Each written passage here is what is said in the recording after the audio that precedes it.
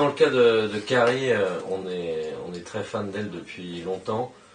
Mais justement, elle est un peu connue, peut-être auprès plutôt des fans en Occident, pour son travail sur les catégories 3. Enfin, bon, elle a été dans des films majeurs, disons, de cette vague-là, mais c'est pas exactement cette partie-là de sa carrière qui nous intéresse le plus. On la préfère chez Kirk Wong, on la préfère même chez Choi dans un plus petit rôle, mais justement, dans ces catégories 3-là, elle a été son image de beauté très sensuelle est toujours exploitée d'une manière un peu vulgaire.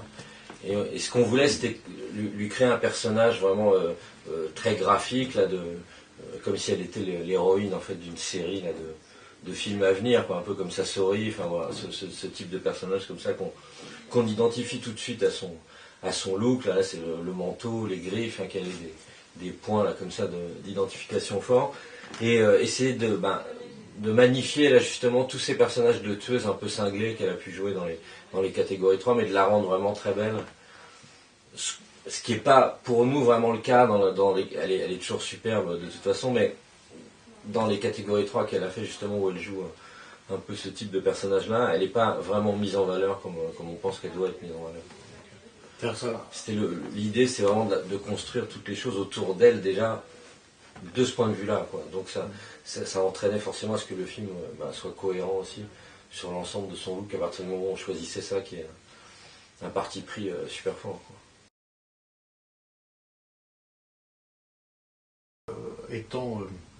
Étant coproducteur du film, quand on a initié le projet, on savait déjà, enfin très rapidement, quel genre d'enveloppe budgétaire nous aurions, donc de combien d'argent nous allions pouvoir disposer, et nous avions la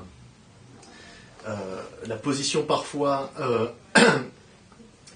moins agréable de producteur-réalisateur, c'est-à-dire que ça nous forçait à être raisonnable, parce que en cas de folie du réalisateur, de dépassement de budget ou d'excentricité, c'était nous-mêmes qui payons de notre poche ces folies-là, donc ça ne nous permettait pas d'un seul coup de partir dans des grands délires en espérant que le producteur allait vendre sa maison pour nous suivre.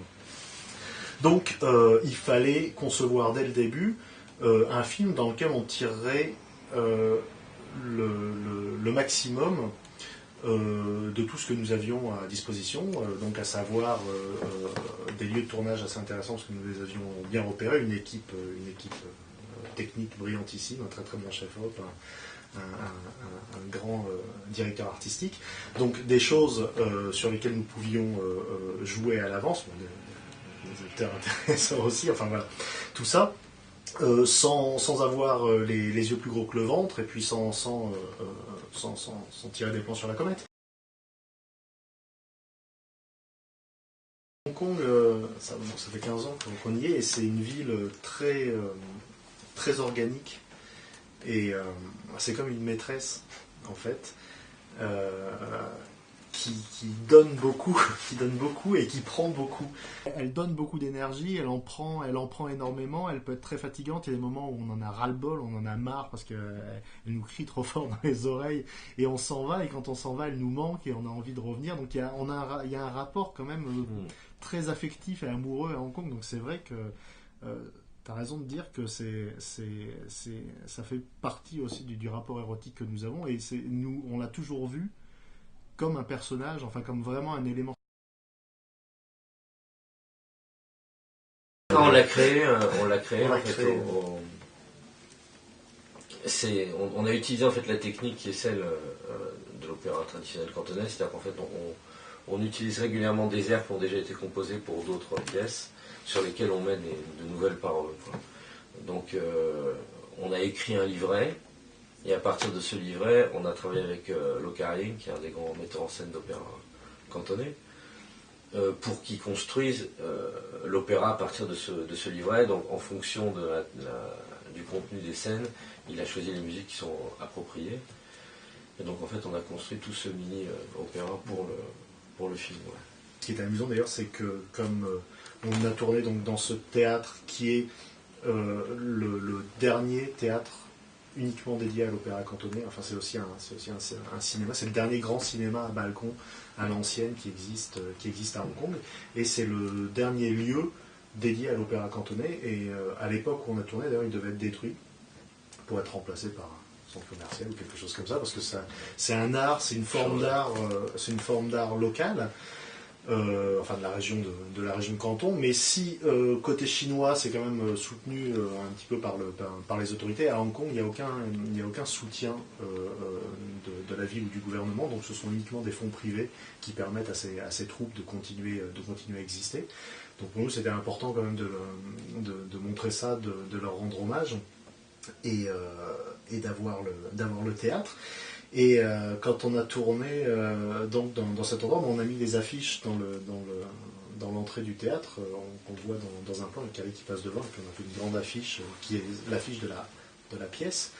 Et on a eu plein de gens du quartier qui sont venus pour prendre des billets pour la pièce, parce qu'il y avait le nom de Locaing dessus, et puis l'affiche plaisait pas mal, donc si on avait monté vraiment cet opéra, on aurait eu du public, on aurait eu des spectateurs.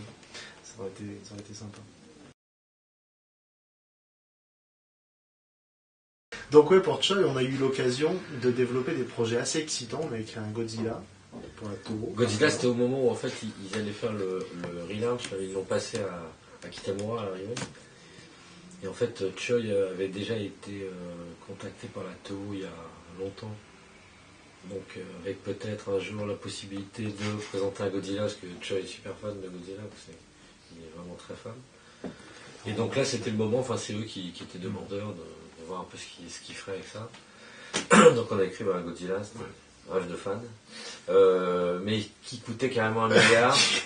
Donc en fait, la Toho a dit, ouais c'est bien, mais ça va être un petit peu cher. Non, c'était en fait une nouvelle version de Destroy Monsters, donc il y avait tous les monstres, quasiment tous les monstres qui apparaissaient.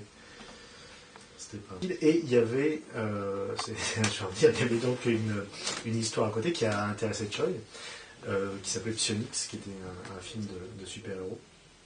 Et c'est à cause de cette histoire qu'il nous a proposé de venir à Hong Kong. Il nous a dit, bon, l'histoire me plaît, donc venez à Hong Kong pour 2 mois ou 3 mois pour écrire le scénario.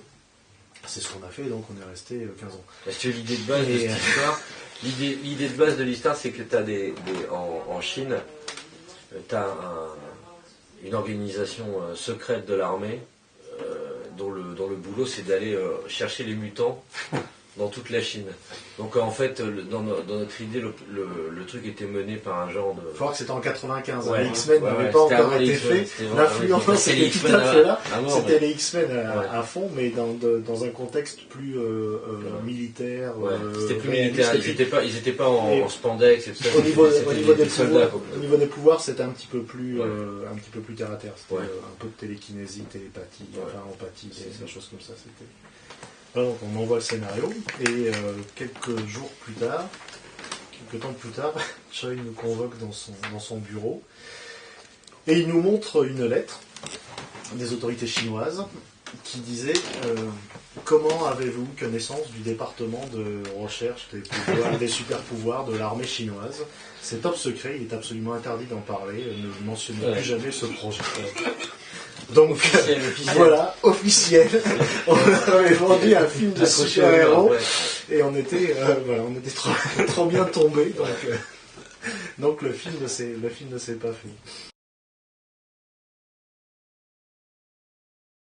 Il faut lire Istasia tous les jours. Continuez. Le cinéma de Hong Kong ne tient encore que grâce à vous, que par Istasia. Si tu lis Istasia tous les jours, tu atteindras la vie éternelle. Et la fortune. Les femmes arrachent leurs vêtements. Les femmes arrachent leurs vêtements pour les lecteurs de l'Istasia. En tout cas, quand tu rentres dans un bar et tu t'annonces étant d'Istasia, tu as 30% de réduction sur toutes les consommations. À Hong Kong, moi je bois gratuitement depuis que je dis que je fais des interviews avec Istasia. Mon foie en a pris un coup. Je ne vous remercie pas, monsieur. C'est dément.